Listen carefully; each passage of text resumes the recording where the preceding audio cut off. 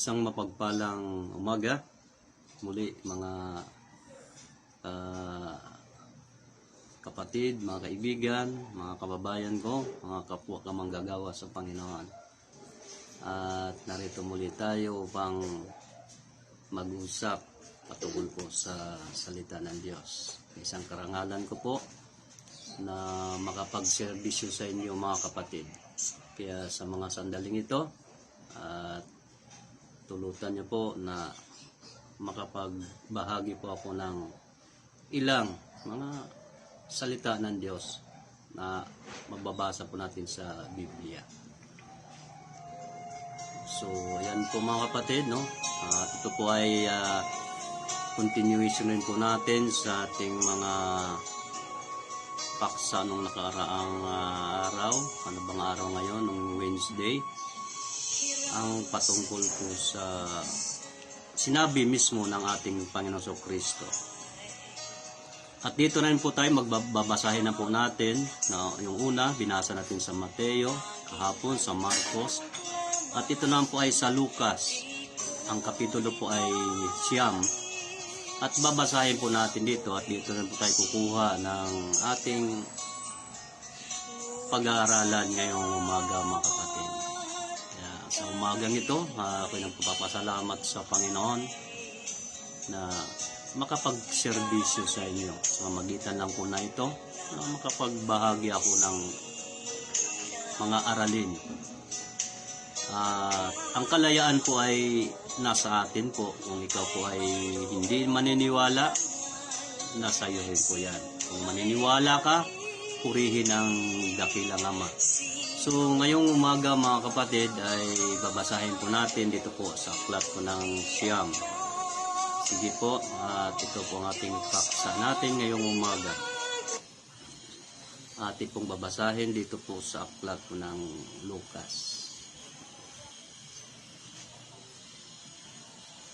Sa Lucas Kapitulo 9, ang talata po ay 18 hanggang 20. Sabi po rito, at nangyari nang siya'y nananalangin ng bukod na ang mga alagad ay kasama niya. At tinanong niya sila na sinasabi, anong sinasabi ng karamihan kung sino ako? At pagsagot nila ay nangagsabi si Juan Bautista, datapwat sinasabi ng mga iba si Elias, at sinasabi ng mga iba na isa sa mga datihang propeta ay muling nagbangon. Sinabi niya sa kanila, datapwat, ano ang sabi ninyo kung sino ako? At pagsagot ni Pedro ay nagsabi, ang Kristo ng Diyos. Pagpalain po ang salita ng Panginoon. Ito lang po ang ating pag-aaralan mga kapatid, yung topic natin ay sino ako. Yan. Kaya, whom say ye that I am? Sino ako? Kaya nga, ulit-ulit nating ni-remind mga kapatid, mga kaibigan, sino ba sa palagay nyo kung sino si Kristo? Yan po natin palagi nating sinasabi. Sino ba si Jesus para sa iyo? Sa iba, ang pagkakilala nila ay mababa lang. Talagang kumbaga below the belt na ang pagkakilala nila. Isang ordinaryo lamang na parang katulad lang natin. Ngayon sa mga Christian, ako po yung nangungusap. Para sa iyo, kilala mo ba si Kristo? Sino siya para sa iyo? Kaya nga sinasabi ko, kapag kilala mong lubusan si Jesus, magre-reflect yan sa buhay natin. So, ayan po ang ating tutuloy na paksa mga kapatid na basa po natin. At naway loobin ng Diyos na sa mga bagay na ito ay mabigyan natin ng hustisya. Magandang umaga, Pastor, Bishop, Jojo, dito. Thank you for watching po. Salamat po at samahan nyo lang po ako. At Mag-usap lang po tayo hinggil po sa salita ng Panginoong Hesukristo. Kaya ngayon, inuulit ko sa lahat, sa inyong palagay, sino ba si Jesus para sa iyo? Kaya nga sinasabi ko, inuulit ko, pag tunay ngang kilala mo si Jesus, magre-reflect yan sa buhay mo. Okay. Dito na ating pong napagkilala, no? Kung sino si Jesus sa mga nagdaang araw. At ito rin po, no, gusto ko po ay mapanood din po niyo ito sa aking YouTube channel, Roland 5. At mapapanood niyo po sa aking YouTube channel ang mga aralin na ito. At doon po makikita niyo po yung aking mga pangangaral po ng salita ng Diyos. Kaya mag-ano po kayo doon, like, share, comment, and subscribe. Dito po sa FB naman ay pwede kayong mag-comment, like, and share. So yan lang po mga kapatid, no, ang aking hinihiling sa inyo. So ngayong umaga tayo po ay tadako na ngayon sa paksa na ito, sino ako. So ipinakilala mismo ng mga apostol kung sino siya. Hindi man litra por litra na sinasabi ni Jesus na ako ang Diyos. Wala pong gano'n, no? Pero may kapahayagan, may pahiwatig na kung sino siya. Gaya lang po sinasabi niya sa John chapter 10 verse 30. Diba? Ako at ang Ama ay isa. Marami pong diskusyon yan. Paano sila nagkakaisa ng Ama? Yun lang yung word na yun, ha? Nagkaroon na ng debate, nagkakaroon na ng hindi pagkakaunawaan. Yung salita lang nun. Ako, ang Ama, ay iisa. Posible ba o imposible kay Jesus na siya at yung Ama na tinatawag niya ay iisa lang sila? At ang sabi nga, saan sila nagkakaisa? Ibig bang palawakin at pilit na paghihiwalayin itong si Jesus at yung Ama na sinasabi? Ngayon, dito po natin makikita, kung iyo pong mababasa ron, nagagalit yung mga Hudyo. Bakit nagagalit? Hindi sa mabuting gawa na ginawa ni Jesus, sabi ng Panginoon. Kundi sabi nila, nagpapakunwari kang Diyos, bagamat ikaw ay tao. So doon po sila galit. Dahil napagtanto nila na para bang itong si Jesus ay kiniklaim na siya talaga ay Diyos. Wala naman sinabi si Jesus ng ganun sa kanilang palagay. Pero alam niyo po ba, tama yung sinasabi ng mga Hudyo. Bakit po? Blasphemy kasi yung pag ang tao magkiklaim na siya ay Diyos, blasphemy yan. Pero si Jesus, no, angko po sa kanya yun dahil siya nga. At hindi nila matanggap na itong si Jesus ay siya nga yung kinikilalang Diyos. Bakit ka magiging Diyos? Tao ka lamang. Ayan. Nakikita ka namin, nahahawakan ka namin. At isa, napaka mo, tao, hindi ka naman kilala, hindi ka naman sikat. Hindi ka naman nakatira sa palasyo para gano'n. Di ba? Kaya nga ang nilalait siya na wala naman siyang pinag-aralan kahit kailan. Di ba mga kapatid? Kung iyong titignan, hindi naman kilala nila, kanyang magulang, si Maria, si Jose, na isang karpentero, yung mga kamag-anak niya, mga kapatid. Nasusubayabayan nila ang buhay ni Jesus. Kaya doon hindi nila matanggap yung sinasabi ni Jesus na para bang siya ay Diyos. Lalo na yung sinasabing ako at ang Ama ay isa. Lalo na ngayon, di ba? Yun lang namang yung words na yan. Ang dami ng diskusyon. Halos magpapatayan ng iba dyan, no? Babangayan, sisigawan. Pilit ba na patutunayan nila, patutunayan na hindi nga siya Diyos, iba na patutunayan na siya Diyos. Yun lang naman ang ano doon eh. Bakit kapag ang pag-uusap natin ay si Jesus, ang dami pong mga iba-ibang mga reaksyon, di ba? Hindi matanggap. Nagkakaisa naman tayo na may Diyos. Nagkakaisa naman tayo na ang Diyos makapangyarihan. Iba-iba nga lang ang pangalan ng Diyos. Pero pagdating kay Jesus, doon po nagkakaiba. Sige, dito po ang ating ano, no? Sabi ni Jesus, sino ako para sa inyo? Sabi niya sa mga alagad niya, tinanong niya. So, ayan po, no? Sa Biblia ay meron po tayong mababasa. Ito na po ay maiksi na lang po ito. Wala pa yung continuation sa ating paksa. Ngayon po ako nakapag-live dahil marami pa tayong ginagawa. Dito, inuna ko muna bago ako humarap po dito.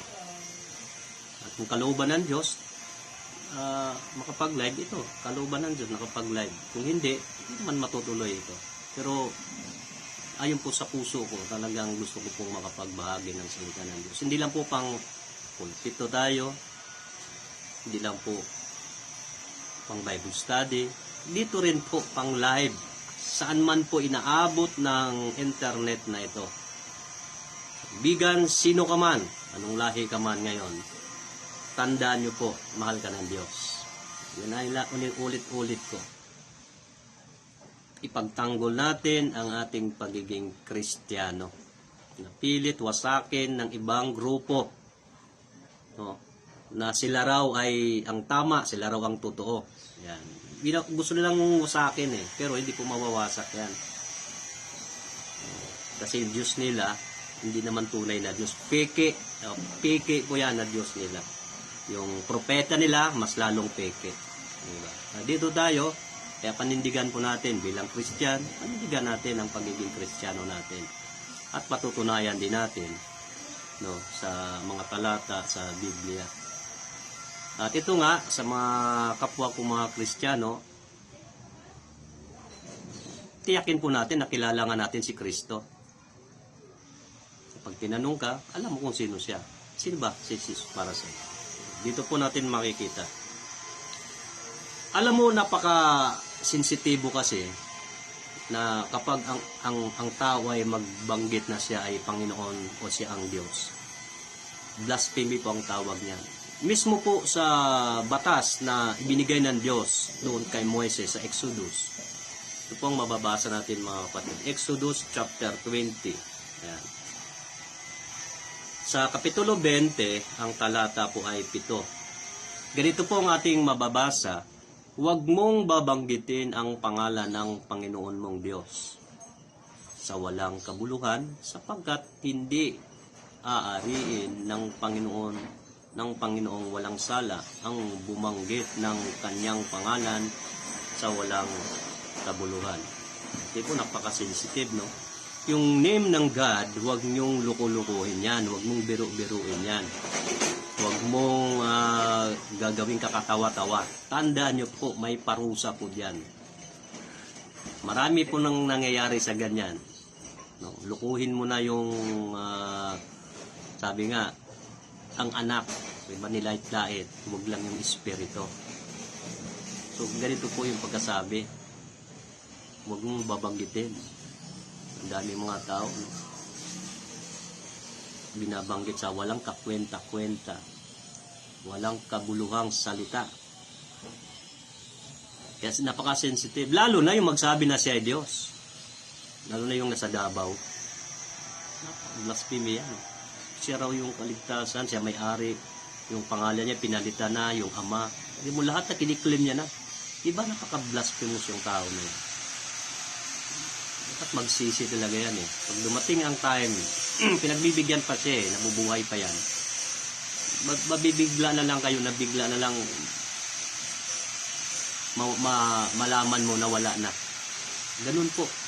Kasi, pag ganun ang tao, delikado. Good morning po, Brother Jonah. God bless po. Thank you for watching. So, ayan po mga kapatid, titignan po natin, Maging sa Deuteronomy chapter 5 verse 11, ganun din po yung pagkasabi na huwag mong babanggitin ang pangalan ng Panginoon Diyos. So, lalo na yung makiklaim ka ng Pang-Diyos ka, yung nagsasabi ka na ikaw ang resurrection, ikaw ang Panginoon, gaya nung si Senyor Aguila, yung mukhang mongoloid. Siya raw yung kaligtasan daw kaya nga nautok niya yung mga tao di ba? Pagtataka naman yung mga tao, ang daming nakukonvert. Ibig sabihin, ang daming nakuuto sa ganung bagay. Mayroon namang Biblia, ayaw basahin, ayaw surihin. Alam nyo, ito nakakatakot sa panahon natin ngayon mga kapatid. Wala nang gana makinig ang mga tao sa salita ng Diyos na humaling na sa entertainment. Ito yung kinatatakot ni Pablo sa darating na panahon na ang kanyang tenga ihiwalay na sa katotohanan. Ayaw nang makinig kapag sabi buksan natin sa ganitong talata. Hindi sila interesado. Alam niyo po ba, ula na po yan sa Bible. Tingnan niyo po ang sabi po rito sa Timothy mga kapatid. Kung iyong mamarapatin, basahin po natin. Dito po sa chapter 4 ng pangalawang Timoteo, ang talata po ay 3. Ayan. Dito lang tayo, dirito tayo sa 3. Sabi po rito, sapagkat darating ang panahon na hindi na titiisin ang magaling na aral. Yan po yung sinasabi ko, na itong last days na ito, darating talaga ang panahon na hindi nila titiisin. They will not endure sound doctrine. Ito po ngayon ang ating bantayan ngayon mga kapatid. Tingnan nyo, no? Maobserbahan mo. Pagising pa lang, Christian yan, ha? Okay lang yan, mga unbeliever, wala namang alam sa Biblia talaga yan at hindi nila alam ang katotohanan. Pero yung Christian ka, pagising mo sa umaga, ano ang una mong ginagawa? Ano ang una mong hinahanap? Diba? So yun ang itatanong natin. Ang unang hinahanap niyan, karamihan dyan, cellphone. Baka lobat na, baka may nag-message na sa akin. Yan po ang talagang ginagawa, mga kapatid. At may pastor pa nga, ganyan eh. Kukuskusin yung mata, tapos, saan yung cellphone? Baka may nag-message, baka may nagpadala ng GCash. Di ba, ganun agad? Tapos pag mangaral sa pulpito, mga kapatid, unahin ang mga nalangin tayo, laging unahin ang Panginoon. Pero pag siya, pagising niya, cellphone agad. Diba? Baka lobat na. Ngayon, pag hindi makita yung charger, ang dami ng mapapagalitan. Na high blood na. Diba? Sabi rito, sapagkat darating ang panahon na hindi na titiisin ang magaling na aral, kundi pagkakaroon nila ng kate ng tainga. Parang ang salita natin, parang kate na sa tainga yan eh. Pag kumakati ang tainga mo, kakamutin mo na yan, wala na. Parang ganun, papasok mo sa kanan, labas mo sa kaliwa. Ito kasi ang ugali ngayon, tingnan mangyayari ngayon, no? Na pagkaroon nila ng kate, parang kate na nga sa tainga, yung salita ng Diyos. Ay magsisipagbunton sila sa kanilang sarili ng mga gurong ayon sa kanilang sariling mga masasamang pita. Sana po. Gusto nila ito yung pastor na ito na hindi masakit mangaral. Gusto nila yung pastor na compromise. Gusto nila yung nagsasalita yung pastor na God loves you so much. So, the Holy Spirit will come to us. Feel the presence of the Lord. Mga ganun lang gustong papakinggan yan eh. Ayaw nila yung mapakinggan yung nasasaway sila, nasasawata sila. Ayaw nila yung sinasabi sa 2 Timothy chapter 3 verse 16. Yan sinasabi, kinokorek. Nire-rebuke sila sa wata. Ayaw nila ng ganun. Gusto nila yung inaamu-amu ka, compromise ka, lalo na kapag ikaw ay malaki magbigay. Diba? Ayaw nila masaktan yan. Baka umalis yan. Sayang naman yung bigay niya. Diba? So, yan po ang panahon ngayon darating at nangyayari na po yan.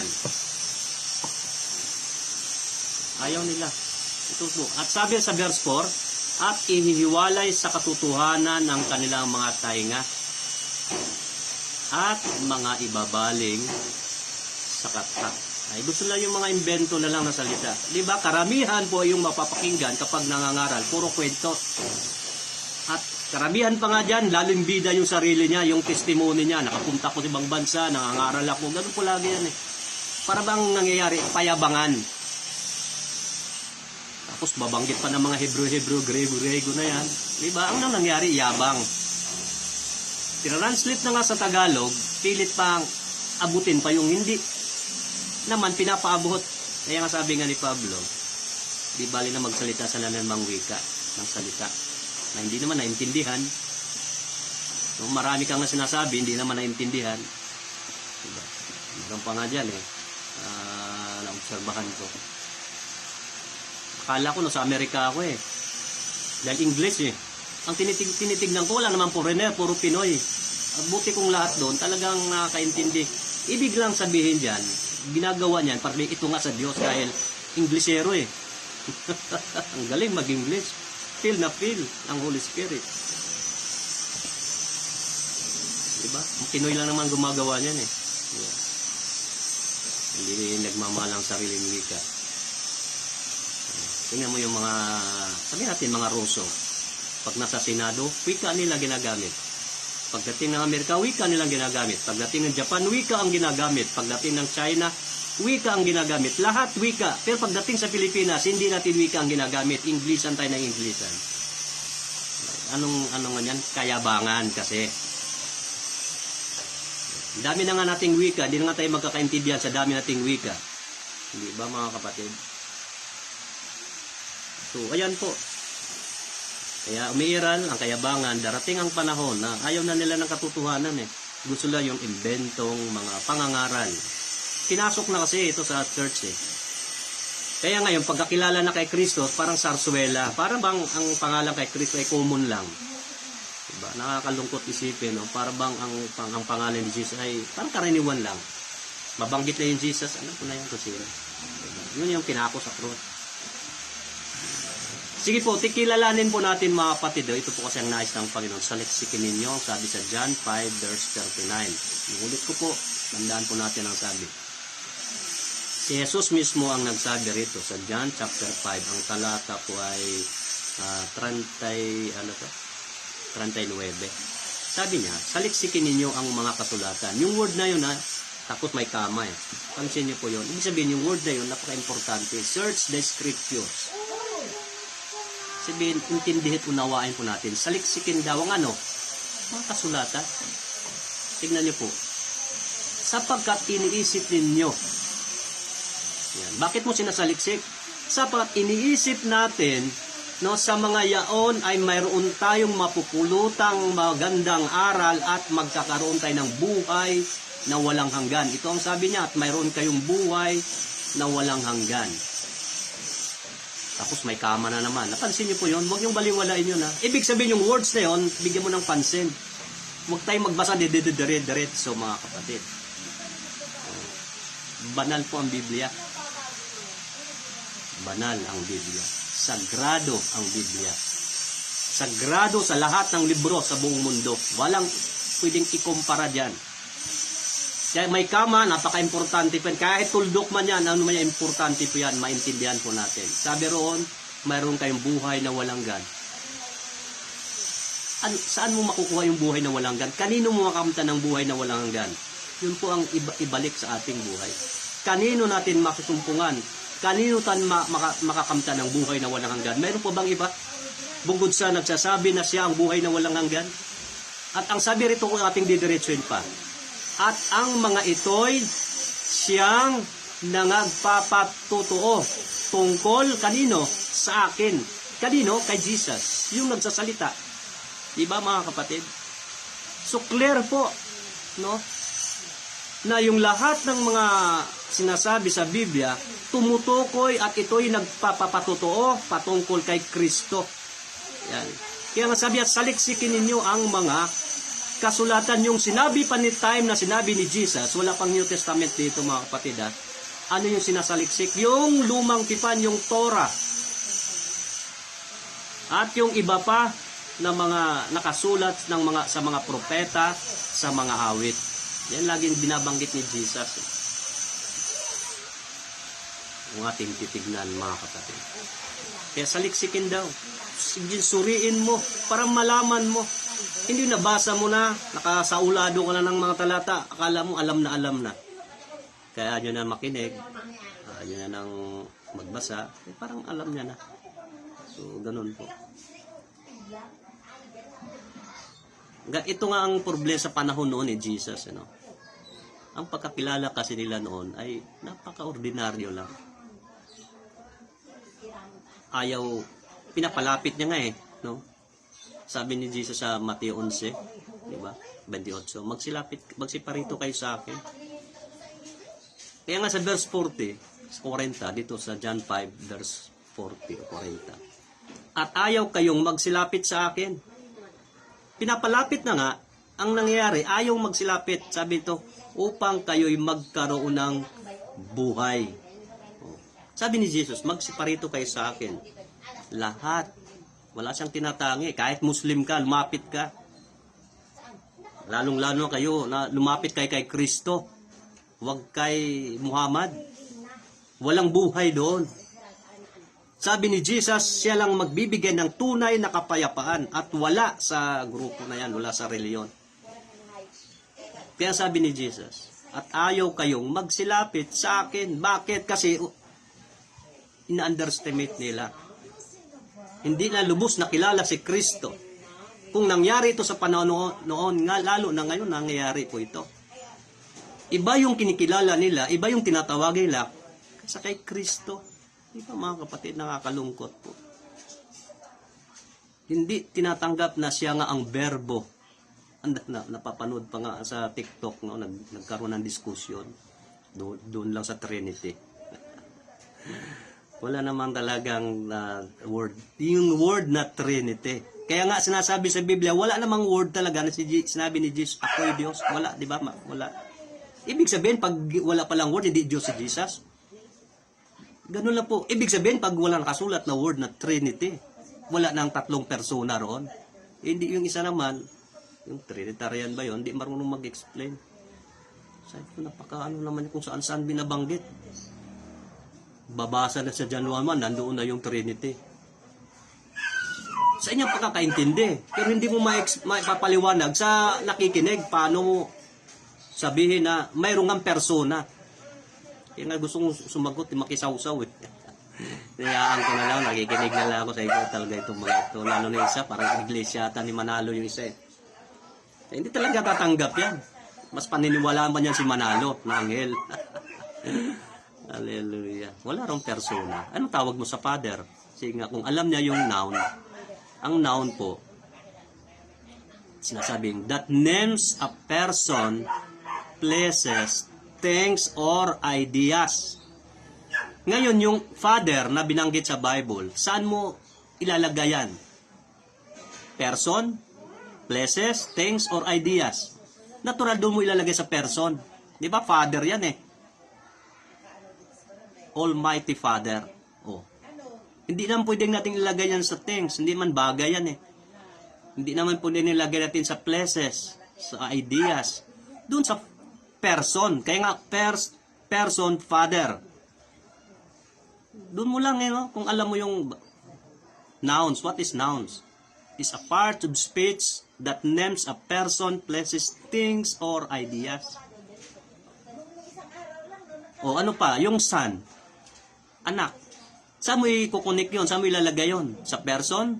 Sa places? Things? Or ideas? Natural doon pa rin sa person. Kasi person nga yun eh. Hindi naman hayop yan eh. Hindi naman lugar yan eh.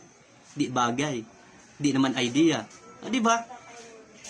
Wala ngang naka-letra por letra hanapin mo. Pero kung yung titignan, nandoon sila, di ba? O yung Holy Spirit. Ayan. Saan mo ilalagay yan? Alangan may ideas yan. Alangan naman lugar. Doon pa rin sa person. Yan po sinasabi. Kung nag-aral ka, hindi man ako magaling sa English, hindi man ako magaling diyan, pero alam ko kung saan mo ilalagay yan. Natural person yan. Ano yung tatlong na yan? Di tatlong persona. Wala kang ang mababasa, gaya po ng sinasabi na, sinabi ba ni Jesus sa Diyos? Wala. Pero may nagpapatunay na siya nga. Diba? Gaya ng ating pag-aaralan ngayon. Yan pong sinasabi. Kaya yung mga Trinitarian nagsasabi, hindi mo man alam ma-explain, huwag ka na magsalita. Lalo lang gumugulo. Tawanan ka lang ng mga Manalo na yan. Tawanan ka lang ng ibang relihiyon. Lalo na yung Muslim. Isa lang ng Diyos. Wala namang problema ron. Di man tayo nagdi-discuss sa isang Diyos eh. Talaga mga naniniwala tayo 1,000,000%. Pero alam mo may kapahayagan ng Diyos. Kung naniniwala ka, ikaw ay tao, at sa pagiging tao, mayroong tatlong bagay sa loob mo. Ano yan? Laman mo, yung labas mo. Ano yung sa loob mo? Yung kaluluwa mo. At ang isa, yung espiritu. Di ba tatlo? Pero iisa ka, nasa loob mo. O ganun po ang Diyos. Yung pagdidibatihan, Trinity, persona. Andiyan na nga eh, bakit mo pag tatalunan pa nakasulat, nabasa mo ba yan? Di ba nababasa? Lalo na yun sa pagbabautismo nga kay Jesus. Doon, mababasa mo yung tatlo. Ano, hiwalay-hiwalay? Yan ang hiwaga, yan ang makapangyarihang gawa ng Diyos na hindi mo maabot ang isip mo. Na hindi maabot ng isip natin maliban na kung pinapatnubayan ka ng Espiritu Santo. Yan nga ang tingin nila, ordinary lang tao si Jesus. Kaya nga sabi niya, ayaw kayong magsilapit sa akin. Bakit? Sinilalait na nga nila eh. Walang pinag-aralan. Pero pag abogado yan, artista yan, naku, ang daming magsisilapit niyan. Pag na politiko yan, namimigay ng ayuda, ang dami pong magsisilapit yan. No, magdala pa ng mga magdala pa ng mga kahit aso, dadalhin pa yan. Sulwinner yan. Pag sinabing may mimigay ng ayuda sa basketball court, naku, sulwinner yan. Magdadala ng kapitbahay yan. Pero pag sinasabing dadalo tayo ng gawain, naku, daming alibay. Ang daming alibay. Kaya nga sabi, ayaw kayong magsilapit sa akin. Upang, ang reason, bakit tayo lalapit kay Kristo? Upang kayo'y magkaroon ng buhay. Siya pala ang nagbibigay ng buhay. Yun ang ayuda na ibibigay ni Kristo sa atin. Eternal life. Yun yung ayuda na ipamudmud ni Jesus. Pero ayaw ninyong magsilapit. Sabi ng Panginoon. Good morning, Nati 5. Amen. Thank you for watching. So, ayan po mga kapatid, no? Na, ito yung paksa. No? Wala tayo sa simbahan, nasa internet, di ba? Kaya napakasarap magmensahe. Sa kalsada, di ba? Napakasarap mangaral sa kalsada. Hindi lang tayo pang kalsada eh. Hindi lang tayo pang kalsada. Hindi tayo pang simbahan lang. Dito rin tayo. Kasi ito, naaabot kahit saan. Aabot ito kahit siguro doon sa Israel. Kahit siguro doon sa Palestine. Aabot talaga. Aabot nga ng Amerika ito eh. Sa Wisconsin. Dito. Mga babaluktot nila ako. Maabot nga sa Korea eh. Oh, biro mo, maabot pa nga sa Italy. Agulat, no? Tapos doon pa sa Palestine, hindi maabot. Aabot ito kung hindi gera doon. Aabot pa nga sa Lebanon ito eh. Diba? Yan, makikita natin. Ayaw kayo magsilapit eh. Kaya hindi nyo talaga makikilala si Christ. Kasi ang paglapit kay Christ, pagpapakumbaba. Pag minayabang ka, hindi ka talaga lalapit. Kasi mayabang ka nga eh. Mataas ang pinag-aralan ko sa iyo. Dapat maging ugaling Nicodemo tayo. Si Nicodemo, isang tao na may pinag-aralan, pero ibinaba niya yung kanyang sarili, lumapit kay Kristo. Lumapit. Diba? Kasi interesado siya sa nasasabing buhay na walang hanggan. Kaya kung hindi ka interesado, ay wala talagang magagawa, walang mangyayari sa buhay mo. Magantay ka na lang, mamatay, parusahan tayo ng Diyos. Ganun lang po yan tao eh. Pero ito pinapaunawa na sa atin mga kapatid. Kaya dito, tuloy po natin. Ang Panginoong Hesus ay tunay na makapangyarihan sa lahat. May tanong ba dyan? Meron bang mag-uupos dyan na si Jesus ay makapangyarihan sa lahat? Oh, di ba? Kung uupos ka, problema mo na yan. Hindi mo talaga unawa at kilala masyado si Jesus. Ang pagkakilala mo lang, yung tao, propeta, yun lang.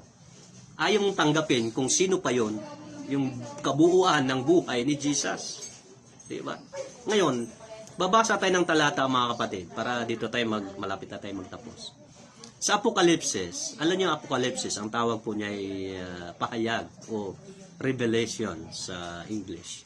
Dito po sa chapter 4 at ang talata po ay 4. Tignan niyo po. Wala pong Jesus ang pangalan dito ha. Pero tignan mo kung sino ang tinutukoy. Sige, aral po tayo. Wala tayo sa school ng theology. Dito tayo sa theology internet.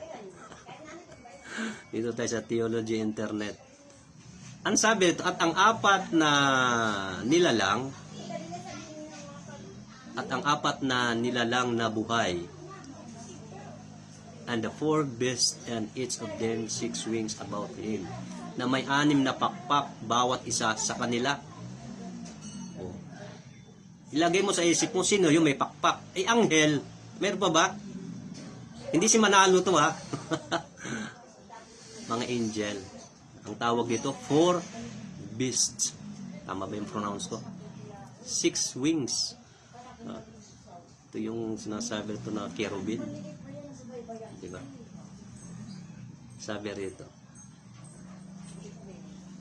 ay mga puno ng mata sa palibot at sa loob. At sila'y walang pahinga araw at gabi. Hindi naman ito nung ginagawa nila doon sa langit. Wala silang pahinga. Anong ginagawa nila doon? Nakadama kaya sila ng pagod? Tanong natin, di ba? Nakadama. Alam ko hindi na usuro na yung pagod eh. Wala sa vocabulary nila rito sa langit yung kapaguran. Dahil iba na nga yung kalang buhay doon eh. Iba na ang buhay doon sa langit eh. Wala na silang pahinga araw at gabi. Sa lupa, mapapagod tayo, di ba? Inaantok tayo. Pero pagdating pala ron, wala nang pahinga. Tingnan mo yung ating, kaya nga revelation eh. Sabi rito, na nagsasabi, anong ginagawa nila? Banal, banal, banal ang Panginoong Diyos. Nagpupuri lang sila. Sumisigaw ng banal, banal, banal. Ang Panginoong Diyos, ang makapangyarihan sa lahat. Kita mo na? Ngayon, bakit ko binanggit si Jesus? Si Jesus ba ay makapangyarihan sa lahat? Ating titignan mga kapatid. Na, bakit ko sinasabing si Jesus ang tinutukoy dito? Tignan niyo po. Na nabuhay at nabubuhay at siya'y darating. Una mga kapatid, titignan po natin. Binanggit dito na nabuhay. Yung word na ito na nabuhay, hindi pwede nating ikapit sa Ama o sa Diyos Ama o sa kanino man, kundi pag sinabing nabuhay ay ikinakapit ito sa pangalan ng Panginoong Hesukristo. Dahil siya lang naman po ang namatay at muling nabuhay magpakailanman. Kuha niyo po. Ang Diyos Ama hindi naman namamatay, kaya nga tama, hindi naman namamatay ang Diyos. Bakit mamamatay ang Diyos? Pero pag binanggit ito na siya yung nabuhay, tumutukoy diyan kay Kristo. Sila naman ang nabuhay at namatay. Ito po mababasa natin mga kapatid. Tingnan po natin sa Mateo. Sa Mateo. Ang talata po ay, ang chapter po ay 28. Yan. Sige po. Dito, naghahang. Sa Mateo chapter 28, ang talata po ay 5 hanggang 6. Tignan niyo po titignan natin dito kung yung sinasabi rito sa ating binasa. At sumagot ang anghel at sinabi sa mga babae, huwag kayong mga takot sapagkat nalalaman ko na inyong hinahanap si Jesus na ipinako sa krus. Ito yung mga babae na ito na pumunta roon sa libingan at nakipag-usap sila sa anghel. Hindi nga nila alam na anghel yung nandun na kausap nila Sabi nga rito, kung ating makita, nung si Maria Magdalena at isa pang Maria, pumunta sila sa libingan. At nung pagpunta nila, nagkaroon ng malakas na lindol. Lindol talaga, no? Malakas na, hindi naman sabing ang magnitude nito ay mga mahina lang. Ito, malakas na lindol. Narito, lumindol ng malaki, hindi po mahina, malakas. Hindi nito. Sapagkat bumaba mula sa langit ang isang anghel ng Panginoon. Ang tindi naman ang kapangyarihan ng anghel na ito. Bababa lang, talagang umuuga ang lupa. At naparoon at iginulong ang bato at nakaupo sa ibabaw nito. Sino nagulong ng bato? Yung anghel. Ang hirap kasi igulong yun, hindi kaya ng isang tao. Kanyang anyo ay tulad sa kidlat at ang kanyang pananamit ay maputing parang niebe. Yan po ang uri, ang klase ng anghel ng Diyos. Sabi rito sa 4, at sa takot sa kanya'y nagsipanginig ang mga bantay at nangaging tulad sa mga taong patay. Ang nangyari sa mga bantay, ayun, nanginginig. At parang mga patay. Na-shock. Sabi ito sa 5. At sumagot ang anghel at sinabi sa mga babae, huwag kayong mga takot. Timing, no? Pagpunta nila. Dumating yung anghel. Sapagkat nalalaman ko na inyong hinahanap si Jesus na pinako sa krus. Sa 6, siya ay wala rito. Sino yung nagbalita sa kanila na wala na doon? Yung anghel. Sapagkat siya ay nagbangon ayon sa sinabi niya. Magsiparito kayo. Tingnan ninyo ang dakong kinalagyan ng Panginoon. Nakipag-usap pa lang ang anghel kay Maria Magdalena at isa pang Maria. Anong sabi? Siya ay wala rito. Wala na nga doon ng Panginoon. Siya ay nagbangon. Ayan yun. Hindi pwedeng ikapit yung sinasabing nabuhay sa Ama. Hindi nga namamatay ang Ama eh. Hindi nga namamatay ang Diyos. Good morning, Sister Juna. Thank you for watching. Di ba? Klaro? Kaya pag may binanggit dito, siya ay nabuhay at siya ay namatay at nabuhay. Hindi pwedeng ikapit sa Diyos yan eh. Kay Jesus lang.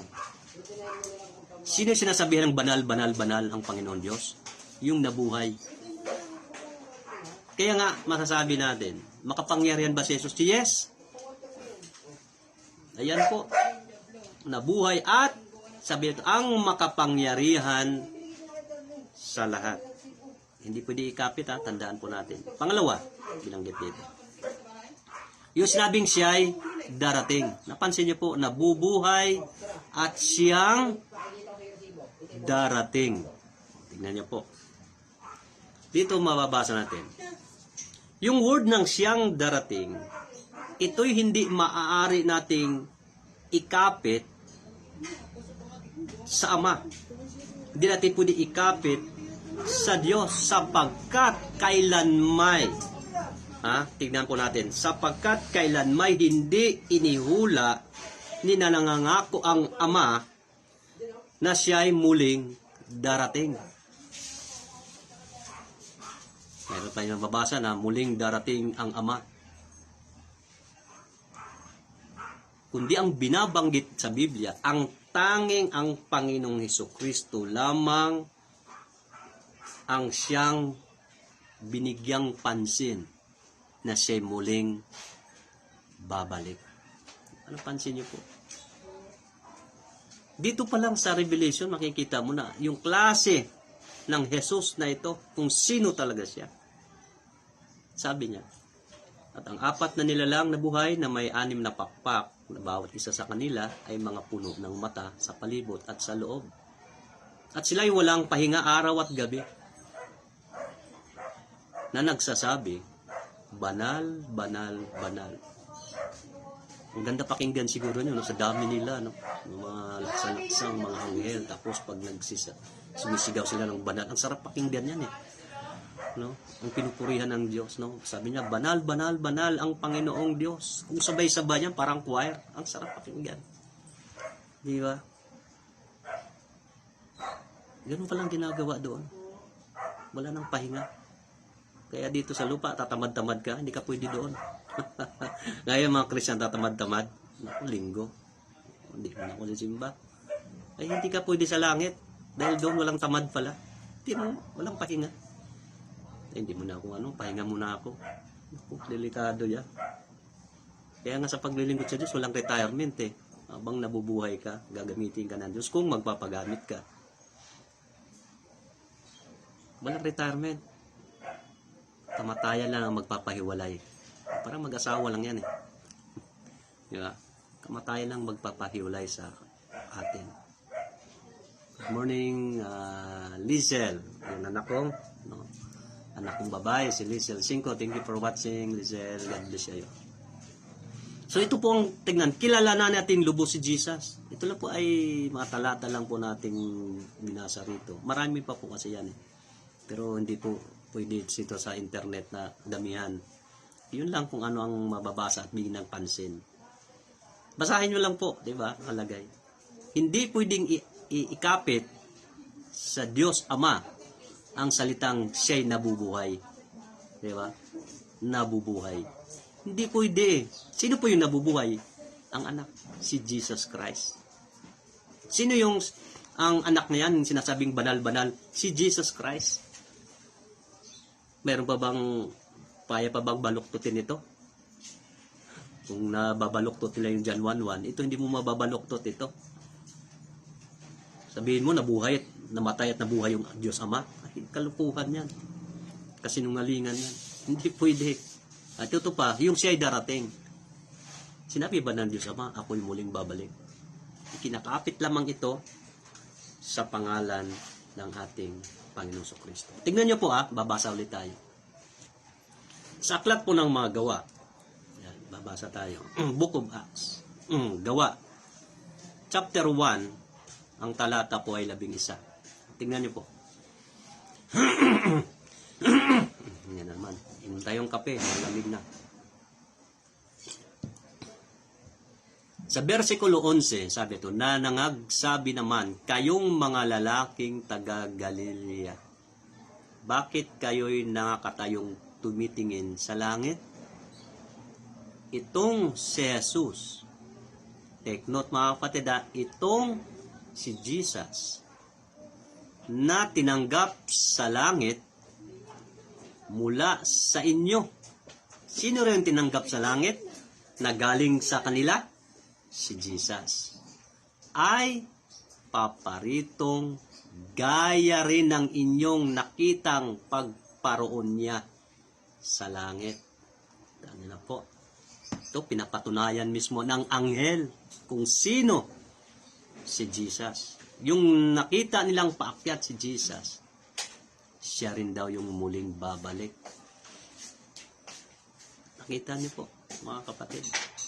Kaya nga, ikinakapit lamang ang salitang itong siya'y darating kay Jesus Christ. Hindi sa Diyos Ama. Basahin niyo po sa inyong Biblia, mga kapatid. Natin pong makikita. Siya'y muling paririto. Siya'y muling babalik. At sa kanyang muling pagbabalik, mga kapatid, hindi na para iligtas ang tao. Ano na po? Para hukuman ang tao. Alam niyo po, mayroon tayong mababasa rito sa Biblia. Ayan, babasa tayo, no? Bago tayo magtapos. Dito po sa John. John. Okay, John. John chapter 16. Okay, tingnan niyo po. Sabi rito, ang ating titignan.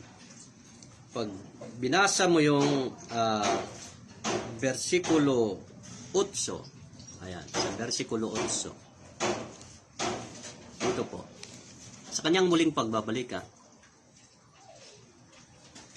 at siya, sino yung siya? Yan yung sinabi sa versikulo 11, si Jesus. At siya, pagpariton niya, sino yon? Si Jesus, ay kanyang susumbatan ang sanglibutan. Hindi na po siya pagbalik dito, magpapasan uli ng cross. Iligtas tayo, kundi muling pagparito niya, susumbatan niya ang ano? Ang sanglibutan. And when He is come, He will reprove the world. He will reprove the world of sin. Susumbatan ang sanglibutan tungkol sa kasalanan. Yan po ang kanyang pagbabalik, mga kapatid, kung inyo pong malaman. Kaya yung tao na patuloy sa paggawa ng pagkakasala, at yung mga Christian na nagsasabing siya'y Christian, susumbatan ka sa iyong mga kasalanan. Ganun po ang ibig sabihin dito. Kaya wala pong lihim matatago sa harapan ng Diyos. Lahat lantad yan. Kaya wala tayong may tatago. Susumbatan. Hindi naman sinabing kakalingain ka. Hindi sinasabing compromise. amu-amuhin ka. Sumbat na po. Di ba nakakatakot? May nakakita ko nga sa TikTok ba yon? Kita nila paglabas sa simbahan sa ibang bansa po. Nakita na yung anghel nagbabaan. Ini-edit lang yun eh. Paniwala naman sa TikTok yon. Kayang gawin, nagbabaan ng mga anghel, nagliliparan daw. Tapos yung ulap, naging korteng si Jesus daw yon. Nagalit na galit. At doon pa sa Israel. Tingnan mo yung mga nag-edit na yung mga kampi sa mga terorista. No? Gumagawa sila, galit daw sa Israel at pinarusahan ng Israel. Tingnan mo yan. Hindi pinarusahan ng mga Muslim na mga terorista dahil para sa kanila, sugo ni Allah. Allah. Diba? Sugo ni Muhammad. Ganun sila, no? Kung mag-black propaganda. Pinarusahan daw ang Israel, no? Ganun yan. Sabi rito, siya, pagparito niya ay kanyang susumbatan ang sanglibutan tungkol sa kasalanan at sa katwiran at sa paghatol. Tatlo. Susumbatan ka sa iyong ginagawang kasalanan, susumbatan ka sa ginagawa mong katwiran, doon ako. Sumbatan ako sa katwiran ginagawa ko. Yung susumbatan doon, yun yung sinasabi, mayroon ka ng assurance na sa iyong ginagawa, may langit ka ng patutunguhan. At sa paghatol, yung judgment po. Kaya yung mga Christian na paisisi ngayon, na parang wala lang, parang hindi mo lubusang nakilala si Kristo at hindi mo lubusang alam ang mga utos ni Jesus Christ. Good morning. Good morning pa ba? Oh, good morning, Mr. Sheila Nugullos Canuel. Thank you for watching. Kumusta kay Pastor Felix? Salamat po sa inyong panonood. So dito po natin, pagdating pala ni Jesus Christ, sumbat ang ating matatamo sa mga taong gumagawa ng kasalanan at sa mga anak niya na patuloy sa gumagawa sa katwiran at sabi pa rito sa paghatol. May paghatol na eh. Maliwanag na po, nabasa lang naman natin to. Sabi sa versikulo 9, tungkol sa kasalanan sapagkat hindi sila nagsisampalataya sa akin. Sino yun? Yung mga unbelievers na yan. Pagdating niya, susumbatin niya. Itong mga taong ito na hindi kumikilala kay Kristo. Ini-ignore nila ang salita ng Diyos. Susumbatan ng Diyos yan sa kanilang mga kasalanan. Magsisigawan pag lumindol. Sigawan yan. Tatawag sa Diyos yan. Doon lang sila tatawag kapag mayroon ng mga sakuna. Diyos ko, Diyos ko. Ayun. Pag maganda ang buhay, hayahay ang buhay, walang Diyos yan. Kahit nga yung mga Christian parang common sa kanila pag sumisimba, parang nagiging tradisyon na lang. Sisimba ko dahil Christian ako Diba? Ganun naman tayo, ganun ang feeling natin Pangpadagdag attendance. Pangpadagdag attendance. So, yan. Kaya ito po yung sinasabi, siya'y darating. Ito, hindi po kayang baluktutin ito ng mga reliyon Yung nagsasabi na yung mga anghel na sumisigaw, walang pahinga araw at gabi. Kaya nga, ulit ko, yung mga tamad na Christian, hindi pwede roon. Hindi pwede. Dito nga, tinitrain tayo Yung walang Bible study. Ang kontento na siya, dadalo. Sunday, uwi.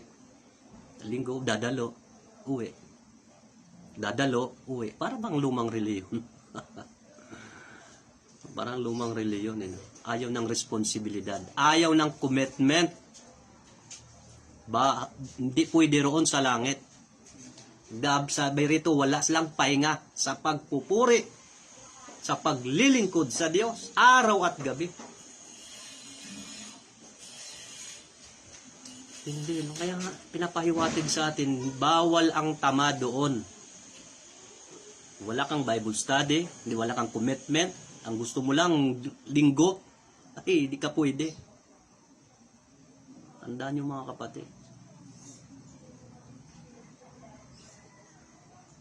Kahit na anong praise the Lord mo yan, kung tamad ka, ayaw mo ng responsibilidad. Ay, pabaya mo na sa bataan yan.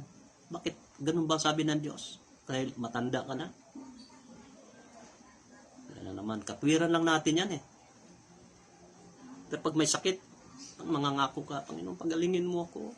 Promise, maglilingkod ako. Promise pa yan. Mangangako ba yan? Ito pang sabi sa versikulo 10, tungkol sa katwiran, sapagkat ako'y paroroon sa Ama at hindi na ninyo ako makikita. Hatulan ka sa katwiran. Yun maganda. Kaya katwiran ka, kahatulan ka sa iyong ginagawang kasamaan. Pupunta na siya sa Ama. Bakit pupunta siya sa Ama? Dahil siya ngayon babalik na siya kung sino siya. Sabi niya, hindi na ninyo ako makikita. Paano makita? Nakikita mo ba ang Ama? Hindi. Doon na nga siya Hindi na ninyo. Kaya, hindi ba napapansin yung sinabi ni Jesus? Di ba nagpapahayag siya kung sino siya? Pag pumunta siya sa Ama, at hindi na ninyo ako makikita. Wala naman nakikita sa Ama Wala nakikita sa Diyos. Tanging yung anak lang nang nagsasabi. Di ba napansin nyo?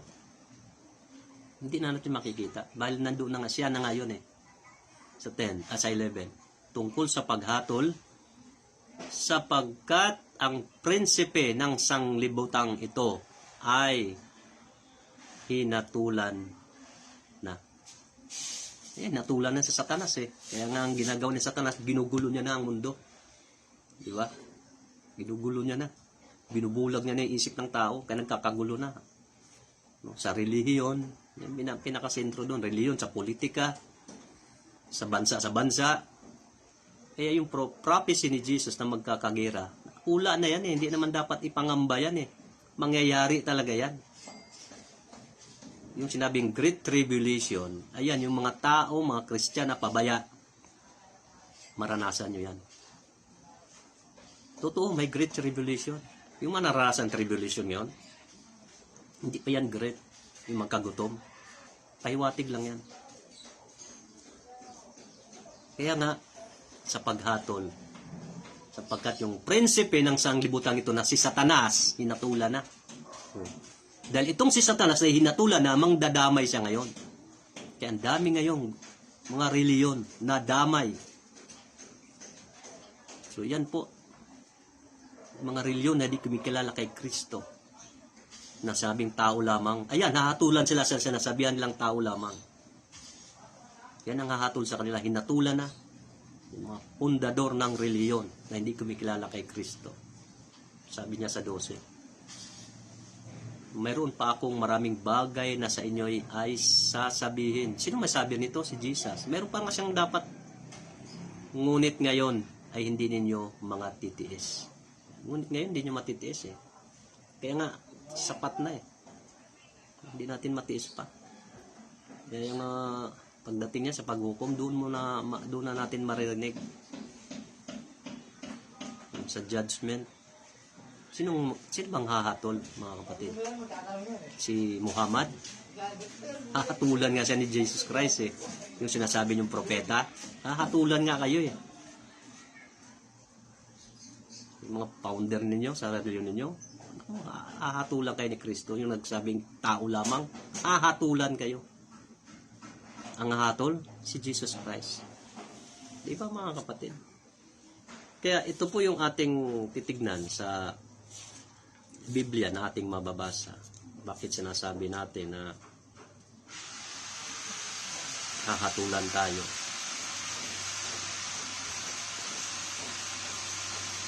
Ng Panginoong Jesucristo. Binasa po natin kanina, di ba? Sa Biblia, sa John chapter 16. Dito ba? Hahatulan tayo. Wala na ibang hahatol, siya pa rin Dito ba mga kapatid? At meron din dito sa Bible na ating pong makikita, mababasa, na sino nga talagang hahatol, mga kapatid. Dito, ang tulutan niya po na basahin po natin. Chapter 5 ng pangalawang Korinto. Chapter 5, 2 Corinthians. Tignan niyo po para alam po natin sino po yung hahatol. Kapitulo 5, ang talata po ay 10. Yan. Sabi niya rito,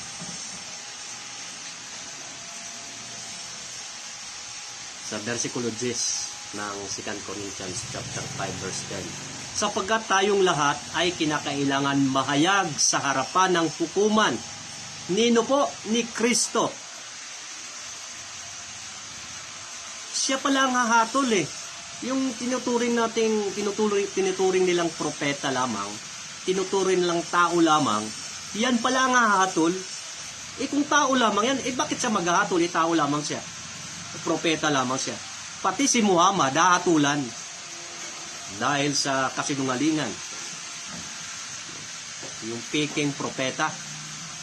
Yan, bulaan kasi. Sabi pa rito, hukuman sa harapan ng hukuman ni Kristo upang tumanggap ang bawat isa ng mga bagay na ginawa sa pamagitan ng katawan. Ano yung ginagawa ng katawan natin? Hilig ng laman. Ano pa ba yung sinasabing sa hilig ng laman? Sa Galatians chapter 5. Sa versikulo 19. Mababasa mo rin yung gawa ng laman. Doon yung hilig ng laman, sabi rito. Ayon sa ginawa niya, maging mabuti o masama. Hahatulan tayo. Kung gumawa ka ng mabuti, hahatulan ka. Kung gawa ka ng masama, lalo kang hahatulan. Mas maganda hatulan ka sa gawa ng mabuti kaysa gumawa ka ng masama. Ayan po. Sino pong hahatol? Yung nilait-lait nila. Diba? Si Jesus Christ. Yung sinasabing tao lamang. Yung mga nagsasabing hindi Diyos si Christ. Yan ang hahatulan. At yung mga tao na kung sino-sinong pinagluluhuran. Hallelujah. Kung sino sinasamba. Hahatulan kayo ng Diyos. Kaya dito yung pagkakilala. Ngayon sa panghuling talata. Sa John. Dito tayo sa John chapter 1. Babalikan natin verse John chapter 14 pala. Sorry. John chapter 14. Tingnan niyo po yung promise niya, Promise niya sa kanyang pagbabalik. Sa mga Christian po ito, Verse 1 hanggang 3. Ito po'y tumutukoy sa mga tapat, sa binatulan sa katuwiran, yung nagtiis hanggang wakas, sabi rito, sila ay maliligtas. Sabi rito, huwag magulumihanan ng inyong puso, magsisampalataya kayo sa Diyos, magsisampalataya naman kayo sa akin. Tingnan nyo yung dalawa, hindi pwedeng maghiwalay. Sa Diyos, magsisampalataya kayo at sa akin. Hindi po ginamit yung salitang Ama. Dapat, magsisampalata kayo sa aking Ama. Pero binanggit niya, Diyos.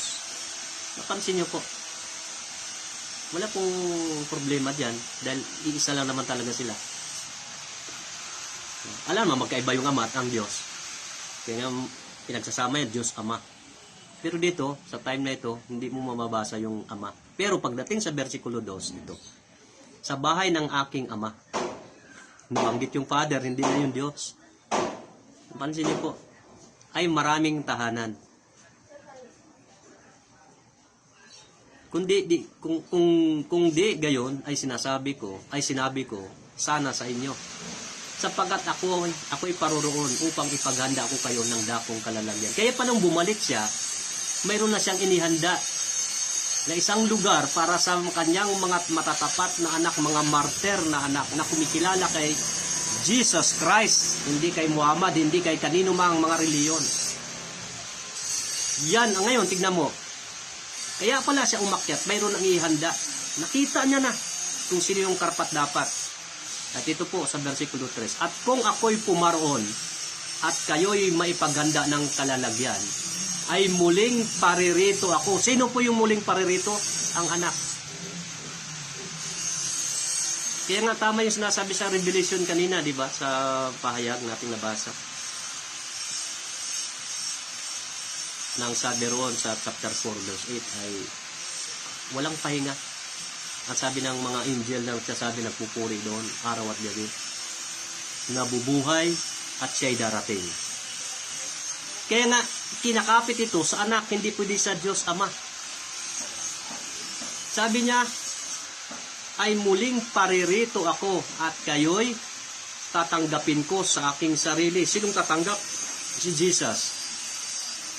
Upang kung saan ako naroroon, kayo naman ay lumuon. Sa 4, at kung saan ako paroroon ay nalalaman ninyo ang daan. Di ba? Hindi nila alam kasi ang daan ni Jesus kaya binabaliwala, nilait-lait. Pinako pa nga sa krus ng mga Hudyo Kaya itong mga Hudyo na lumalait, may parusa yan Kaya huwag niyo sabihin ng mga Muslim ang mga Hudyo ang pumat. Totoo naman kasi wala naman kayo pa doon Hindi man kayo kasama sa kwento. Kaya huwag kayo mag-extra kasi may parusa na nakahanda sa inyo dahil hindi kayo kumikilala kay Kristo. Kaya ang focus doon sa mga Hudyong ayaw kumilala. Hindi naman lahat ng Hudyo ayaw kumilala Nandoon naman sila si Pedro nandoon naman si Juan. Kaya huwag niyo ipagmamalaki na bakit kinikilala ang mga Hudyo. Totoo naman Hindi naman ikinailan, nakasulat yan sa Biblia Kaya nga, hindi na banggit dito yung mga Islam, mga Muslim, dahil hindi naman kayo kasali rito sa kwento. Kasi may parusa na kayo nakaabang sa inyo pag hindi kayo kumikilala kay Kristo. Yun po ibig sabihin. Kaya huwag ipagmamalaki. Mga Christian daw ay peke. Ano peke? Nalalaman namin ang daan. Sino yung daan? Si Jesus. I am the way. Ako ang tanging daan. Ako ang daan. Ang katotohanan at ang buhay. Nalalaman namin ang daan. Kaya yung iba hindi alam ng daan kaya hindi nyo kilala talaga si Christ. Kaya sabi kung saan daw siya, doon din kami. Sino yung kami? Siya. Mas maganda na kilalanin ko si Kristo kaysa kilalanin si Muhammad. Di ba? Ganun po lang po mga kapatid. Kaya salamat sa Diyos. Kahit sa mga simpleng bagay na pangangaral na ito, naway mayroon tayong matutunan, mapupulutang aral. Salamat sa pangatlong araw na ito na mai-share natin ang mga topic na ito. Mapapanood nyo rin po ito sa aking YouTube channel, mga kapatid, sa Roland 5. Yun lang po. Kikita nyo, Roland 5, yung picture yun, nakahawak ako ng Biblia, nakangiti, nakatingin yan. Kaya, yun po, ang aking background. Roland 5. Sa YouTube po yan, YouTube channel ko. So, sa FB naman, ay nakikita nyo rin po. Yung pangalan ko, Roland pa, hindi ako nagbabago ng pangalan. Hindi ako nagtatago sa ibang pangalan. Totoo ako, lantad po ako, hayag. Hindi ako nag-alias-alias dyan. Kung ano ako yun, sinasabing ako yun. So, ayan po mga kapatid, salamat sa mga aral na ito na ating napag-bulay-bulay, napag-aralan. Kung hindi kayo satisfied, walang problema. Mag-pray kayo. Magsuri po kayo. Huwag niyong pairalin kung anong kakayuan mo sa buhay. Hindi ito usapin dito kung ikaw ay reverend, bishop, o ano ka man, holy father ka, o anumang mga titulo mo sa buhay, doktor ka. Hindi pinag-usapan dito. Ang tanong dito, kilala ba si Jesus? Bakit mayabang ka? Ganun lang po. Tanong mo sa sarili mo. Kilala mo ba si Jesus? Bakit parang galit ka? Bakit parang punong-puno ng kapaitan, galit ang nasa puso mo? Hindi mo kilala si Jesus. Kailangan lubos mong makilala. Bakit parang mayabang? Ganun lang yun Kaya nga, si Lucifer mayabang Ayaw magpaturo. Kasi, bishop ako doktor ako ganun pastor ka lang. Ano naman. So, ayan po mga kapatid, salamat sa ating dakilang Ama na nasa langit na patuloy tayong bigyan ng pagkaunawa. Makilala natin siyang lubusan kung sino baga yung anak na isinugo niya. Ang kanyang pagkatao na hindi lang pala siya ay isang ordinaryong tao, kundi mayroong natatagong hiwaga sa buhay ni Jesus Christ. Ngayon yung hiwaga na yun, inirebel na. Kaya salamat sa mga taong mayroong puso na nagpapakumbaba. Kaya nakilala natin ang Panginoong Kristo. Salamat at ating itinataas si Jesus Christ. Ating sinasamba. Walang masama kung si Jesus ay sasambahin. Karapat dapat siyang purihin, pagbigyan ng kaluwalhatian sapagkat siya nga. Kaya ngayon, saan ka man naroon, kaibigan, sa mga parte ng mundo, sumay atin ang kapayapaan at ang pag-ibig sa bawat isa. Patuloy at pagpipray ang Israel, mga kapatid, na ingatan at patnubayan ng Diyos. At higit sa lahat, ang bansang Israel na ito ay makakilala sa Diyos na magbalik loob. Kasi si Jesus Christ ay maitaas sa buhay nila. Para yung consequence, yung mga sumpa sa kanila ay maalis. Yan, habang sila kumbaba, mga tinik sa kanila yung nakapaligid sa kanila. Yan po, patubayan sila ng Diyos, no? At sansalain yung mga kumakalaban sa Israel. Sansalain ng Diyos. Ipakita ang kapangyarihan ng Diyos na ang Diyos ng Israel ay makapangyarihan sa lahat. At wala nang yan. So, ganyan lang po. Kaya, pag-pray natin. Ang bawat isa. Tulungan tayo ng Diyos na huwag tayong manghina ang ating pananampalataya, kundi palakasin. Lalong-lalo na sa panahon ngayon, muli nang babalik si Jesus Christ. Muli nang babalik. Nuulit ko. Kaya ngayong umaga, saan ka man, hindi man tayo makita-kita personal sa mundong ito. Sana po, sa langit, makita-kita tayo. Kaya maraming salamat sa inyong panunood, sa inyong pag-study. Sino ba naman ako para sa inyo? Kaya isang ordinaryo lamang, isang ordinaryo lamang na nangangaral ng salita ng Diyos. Kaya God bless you po, pagpalain ka ng Diyos, sumayin ang biyaya ng Panginoon. Kaya ngayong umaga, pakinggan po natin yung awit na ito tungkol sa ating Panginoon. Sige po, bago tayo mag-close, sariwain po natin na ang buhay natin ay hiram lamang natin sa Diyos, kaibigan. Sino ba siya para sa iyo? Kilala mo ba siya? Siya lang naman po ang nagsasabing ang sumasampalataya sa Kanya ay bibigyan niya ng buhay na walang hanggan. Kaya nakilalanin mo siya, kaibigan, kapatid.